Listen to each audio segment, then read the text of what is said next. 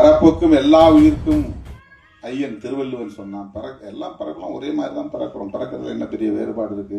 உயர்ந்தவன் வேற மாதிரி பிறக்கிறான், தாழ்ந்தவன் வேற மாதிரி பிறக்கிறானா? இல்ல. ஆணும் பெண்ணும் இணைந்து கரு உற்பத்தியாகி 10 மாதம் கற்ப பையிலே வளர்ந்து கருவறையிலே வளர்ந்து அதன் பிறகு அவன் குழந்தையாக பிரசவம் ஆகிறான். அவ்வளவுதான். இதுதான் எல்லா உயிரினங்களுக்கும், மனிதனுக்கு. பரப்புக்கும் எல்லா உயிர்க்கும் ஐயன் திருவள்ளுவர் சொன்னார். அந்த வரிசை ஒட்டித்தான் மகாத்மா பூலே கேரளாவிலே நாராயண குரு. ஏன் பல மதங்கள் பல சாதிகள், எல்லா மதமும் ஒண்ணுதான், எல்லா சாதியும் ஒண்ணுதான் சொன்னவர் நாராயண குரு. சாமித்தோப்பு அடிகளார் ஐயா பராள பிரஜாபதி அடிகளார், அவருடைய முப்பாட்டனுக்கு முப்பாட்டன் அவர் தான் வைகுண்டர்.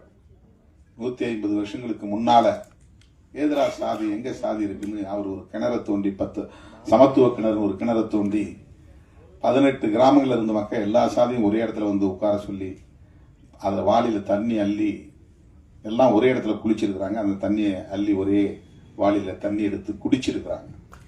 குடிக்க வச்சவர் யாருன்னா வைகுண்டர்.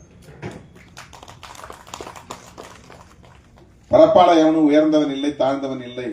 நான் திருமாவளவன் சொல்றேன்னு நினைச்சிட்டு இருக்கிறான். வைகுண்டர் சொன்னார, வைகுண்டரை உங்களால எதிர்க்க முடியுமா? வைகுண்டர் சொன்னதுதான் நான் சொல்றேன்.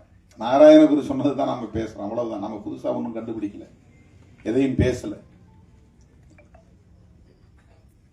அவங்களுக்கு பின்னால தோன்றியவர்கள் தான் பெரியார், அம்பேத்கர்லாம்.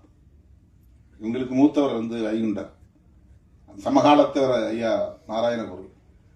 அதே காலத்து தலைவர் பசவண்ணா, அவரும் 150 வருஷத்துக்கு முன்னால, 200 வருஷத்துக்கு முன்னால நினைக்கிறேன், 12ஆம் நூற்றாண்டு. அவர் கிட்டத்தட்ட 800 வருஷத்துக்கு முன்னால அவர் சாதி பரப்பின் அடிப்படையில் சாதி இல்லைன்னு எதிர்த்து போரிட்டவர் தான்.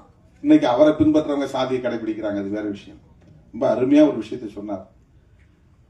புத்தர், நபிகள் நாயகம், இயேசு பெருமான், இந்த 3 மாமனிதர்களும் மனிதநேயமே உலகின் தலை சிறந்த ஒடுக்கப்படுபவர் யாராயினும் அவர்களின் குரலாய் சமநீதி